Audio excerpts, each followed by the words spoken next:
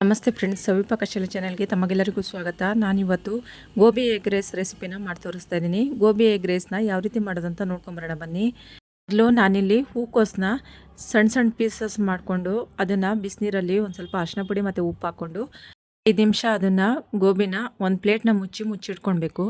ನಂತರ ಆ ನೀರೆಲ್ಲ ತೆಗೆದುಬಿಟ್ಟು ಗೋಬಿಗೆ 1 ಸ್ಪೂನ್ ಆಗುವಷ್ಟು ಅಚ್ಚ ಖಾರದ ಪುಡಿ, ಅರ್ಧ ಟೀ ಸ್ಪೂನ್ ಆಗುವಷ್ಟು ಗರಂ ಮಸಾಲ, ಅರ್ಧ ಸ್ಪೂನ್ ಆಗುವಷ್ಟು ಧನಿಯಾ ಪುಡಿ ಇದಿಷ್ಟನ್ನು ಹಾಕಿ ಚೆನ್ನಾಗಿ ಇದನ್ನು ಕಲಿಸ್ಬೇಕು. ರೀತಿಯಾಗಿ ಗೋಬಿದ ನೀರೆಲ್ಲ ತೆಗೆದ್ರ ಮೇಲೆ ನಾವು ಇಮಿಡಿಯೇಟಾಗಿ ಅದಕ್ಕೆ ಖಾರದ ಪುಡಿ ಎಲ್ಲ ಹಾಕಿ ಕಲಿಸ್ಕೊಳ್ಳೋದ್ರಿಂದ ಖಾರದ ಪುಡಿ ಎಲ್ಲ ಚೆನ್ನಾಗಿ ಅದಕ್ಕೆ ತಾಗಿರುತ್ತೆ. ಇವಾಗ ನೋಡಿ, ಗ್ಯಾಸ್ ಮೇಲೆ ಒಂದು ಕಡಾಯಿನ ಇಟ್ಕೊಂಡಿದ್ದೀನಿ. ಅದಕ್ಕೆ 2 ಟೇಬಲ್ ಸ್ಪೂನ್ ಆಗೋಷ್ಟು ಎಣ್ಣೆ ಹಾಕ್ಕೊಂಡು ನಾವೇನು ಗೋಬಿ ಕಲಸಿ ಇಟ್ಕೊಂಡಿದ್ದೀವಲ್ಲ ಖಾರದ ಪುಡಿ ಎಲ್ಲ ಹಾಕ್ಕೊಂಡು ಅದನ್ನು ಹಾಕ್ಕೊಳ್ತಾ ಇದ್ದೀನಿ. ಹಾಕ್ಕೊಂಡು ಚೆನ್ನಾಗಿ ಇದನ್ನು ಕೈ ಬಿಡ್ದಂಗೆ ನಾವು ಅವಾಗವಾಗ ಅದನ್ನು ಕಲಿಸ್ಕೊಂಡು ಫ್ರೈ ಮಾಡ್ಕೊಳ್ಬೇಕು. ಚೆನ್ನಾಗಿ ಗೋಬಿ ಎಣ್ಣೆಯಲ್ಲಿ ಫ್ರೈ ಆಗಬೇಕು. ಅವಾಗವಾಗ ಕಲಿಸ್ಕೊಳ್ತಾ ಇರಿ, ಇಲ್ಲ ಅಂತ ಹೇಳಿದ್ರೆ ಪಾತ್ರೆಗೆಲ್ಲ ಅಂಟ್ಕೊಂಡು ಪುಡಿ ಆಗಿಬಿಡುತ್ತೆ, ಚೆನ್ನಾಗಾಗೋದಿಲ್ಲ ಗೋಬಿ. ಖಾರದ ಪುಡಿ ಹಾಕಿ ಫ್ರೈ ಮಾಡೋದು ಕಡೆಯಿಂದ ಬೇಗ ತಳೆ ಹಿಡಿದ್ಬಿಡುತ್ತೆ, ಸೀದೋಗ್ಬಿಡುತ್ತೆ. ಇವಾಗ ಗೋಬಿ ಎಲ್ಲ ಚೆನ್ನಾಗಿ ಫ್ರೈ ಆಗಿದೆ. ಇದಕ್ಕೆ ಇವಾಗ 4 ಮೊಟ್ಟೆನ ಹೊಡೆದಾಕೊಳ್ತಾ ಇದ್ದೀನಿ. ನಾನಿಲ್ಲಿ ಮೊಟ್ಟೆನ ನಾವೇನು ಹೂಕೋಸನ್ನ ಫ್ರೈ ಮಾಡಿ ಇಟ್ಕೊಂಡಿದ್ವಲ್ಲ ಅದಕ್ಕೆ ಮೊಟ್ಟೆ ಹೊಡೆದು ಹಾಕ್ಕೊಳ್ತಾ ಇದ್ದೀನಿ. ಇವಾಗ ಇದನ್ನು ಚೆನ್ನಾಗಿ ಕಲಿಸ್ಕೊಳ್ಳೋಣ. ನೀವು ಬೇಕಿದ್ರೆ ಒಗ್ಗರಣೆ ರೆಡಿ ಮಾಡ್ಕೊಳ್ತಿರಲ್ಲ, ಈರುಳ್ಳಿ ಎಲ್ಲ ಹಾಕ್ಕೊಂಡು ಫ್ರೈ ಮಾಡ್ತೀವಲ್ಲ, ಆವಾಗ ಬೇಕಿದ್ರು ಮೊಟ್ಟೆ ಹೊಡೆದು ಹಾಕ್ಕೊಳ್ಬೋದು. ಇವಾಗ ನೋಡಿ ಚೆನ್ನಾಗಿ ಕಲಿಸ್ಕೊತಾ ಇದ್ದೀನಿ. ಒಂದು ಸ್ವಲ್ಪ ಎಣ್ಣೆ ಹಾಕ್ಕೊತಾ ಇದ್ದೀನಿ. ತಳ ಹಿಡಿತಾ ಇದೆ ಅಂತ ತಿಳ್ಕೊಂಡು ಒಂದು ಸ್ವಲ್ಪ ಎಣ್ಣೆ ಹಾಕ್ಕೊತಾ ಇದ್ದೀನಿ ಅಷ್ಟೇ. 1 ಸ್ಪೂನ್ ಆಗುವಷ್ಟೇ ಎಣ್ಣೆ ಹಾಕ್ಕೊಂಡು ಚೆನ್ನಾಗಿ ಇದನ್ನು ಫ್ರೈ ಮಾಡ್ಕೊತಾ ಇದ್ದೀನಿ. ಇದಕ್ಕೆ ಇವಾಗ ಒಂದು ಅರ್ಧ ಟೀ ಸ್ಪೂನ್ ಆಗುವಷ್ಟು ಕಾಳುಮೆಣಸು ಪುಡಿನ ಹಾಕ್ಕೊತಾ ಇದ್ದೀನಿ. ಒಂದು ಅರ್ಧ ಸ್ಪೂನ್ ಆಗುವಷ್ಟು ಉಪ್ಪು ಹಾಕ್ಕೊತಾ ಇದ್ದೀನಿ. ಇದಿಷ್ಟನ್ನು ಹಾಕ್ಕೊಂಡು ಚೆನ್ನಾಗಿ ಒಂದು ಸತಿ ಕಲಸಿ ಮಿಕ್ಸ್ ಮಾಡ್ಕೊತಾ ಇದ್ದೀನಿ. ಇದೆರಡನ್ನೂ ಹಾಕ್ಕೊಂಡು ಮಿಕ್ಸ್ ಮಾಡ್ಕೊಳ್ಳೋದ್ರಿಂದ ಉಪ್ಪು ಮತ್ತು ಖಾರ ಚೆನ್ನಾಗಿ ಹಿಡ್ಕೊಳ್ತದೆ ಇದಕ್ಕೆ. ಇವಾಗ ಫ್ರೈ ಆಗಿದೆ ಇದನ್ನ ಇವಾಗ ಸಪ್ರೇಟಾಗಿ ಒಂದು ಬೌಲಲ್ಲಿ ಎತ್ತಿಟ್ಕೊತಾ ಇದ್ದೀನಿ.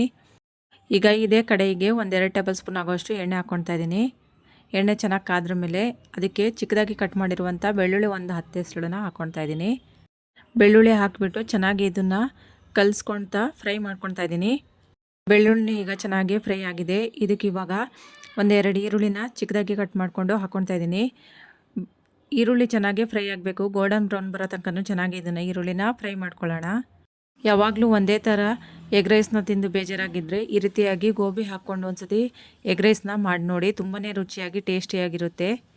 ಇವಾಗ ನೋಡಿ ಈರುಳ್ಳಿ ಎಲ್ಲ ಚೆನ್ನಾಗಿ ಫ್ರೈ ಆಗಿದೆ. ಇದಕ್ಕೆ ಇವಾಗ 1 ಟೇಬಲ್ ಸ್ಪೂನ್ ಆಗುವಷ್ಟು ಶುಂಠಿ ಬೆಳ್ಳುಳ್ಳಿ ಪೇಸ್ಟ್ನ ಹಾಕ್ಕೊಂಡು ಹಸಿ ಸ್ಮೆಲ್ ಹೋಗೋ ತನಕ ಚೆನ್ನಾಗಿ ಇದನ್ನು ಫ್ರೈ ಮಾಡ್ಕೊಳ್ಬೇಕು.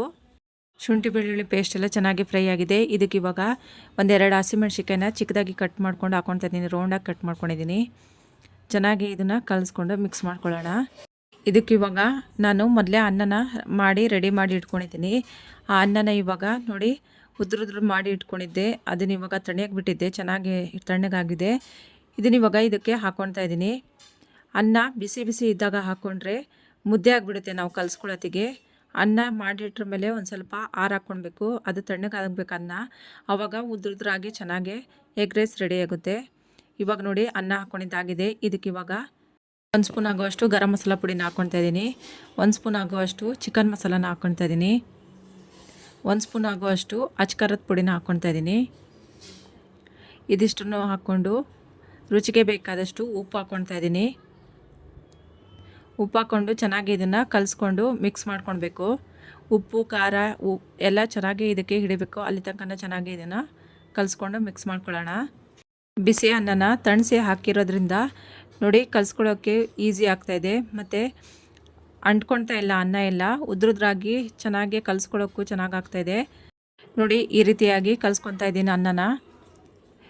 ಇದಕ್ಕಿವಾಗ 1 ಸ್ಪೂನ್ ಆಗುವಷ್ಟು ಧನಿಯಾ ಪುಡಿನ ಹಾಕ್ಕೊತಾ ಇದ್ದೀನಿ. ಆವಾಗಲೇ ನಾವು ಗರಂ ಮಸಾಲೆ ಎಲ್ಲ ಹಾಕ್ಕೊಂಡಿದ್ವಲ್ಲ ಆವಾಗಲೇ ಹಾಕ್ಕೊಳ್ಬೇಕಾಗಿತ್ತು. ಇವಾಗ ನೋಡಿ ಹಾಕ್ಕೊಂಡು ಕಲಿಸ್ಕೊತಾ ಇದ್ದೀನಿ.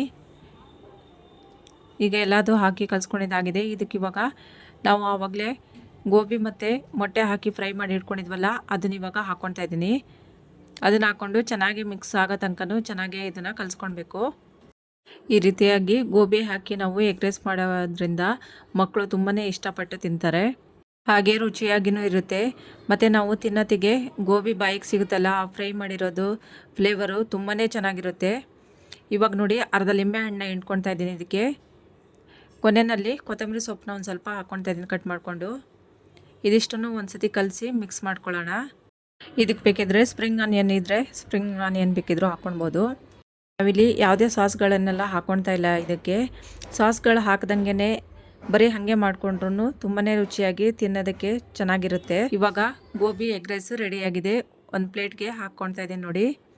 ನೋಡಿದ್ರಲ್ವಾ ಫ್ರೆಂಡ್ಸ್, ಗೋಬಿ ಎಗ್ ರೈಸ್ನ ಯಾವ ರೀತಿ ಮಾಡೋದಂತ ತಿಳ್ಕೊಂಡು ಈ ಎಗ್ ರೈಸ್ನ ನೀವು ನಿಮ್ಮ ಮನೇಲಿ ಒಂದ್ಸತಿ ಟ್ರೈ ಮಾಡಿ ನೋಡಿ ಫ್ರೆಂಡ್ಸ್. ಇಷ್ಟ ಆದರೆ ಲೈಕ್ ಮಾಡಿ, ಶೇರ್ ಮಾಡಿ, ಸಬ್ಸ್ಕ್ರೈಬ್ ಮಾಡಿ friends. Thank you for watching.